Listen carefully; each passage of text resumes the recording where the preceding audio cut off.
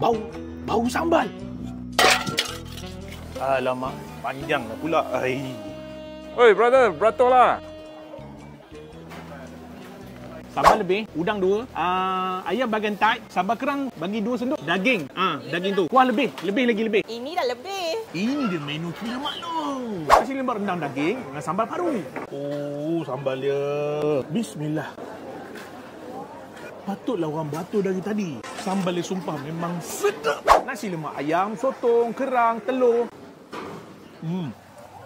Sambal dia perfect. Manis ada, pedas ada, nasi dia lembut. 9/10. Soto. Sup dia jadi rempah. Cukup rasa. Untung dengan kuah kacang. Kuah kacang.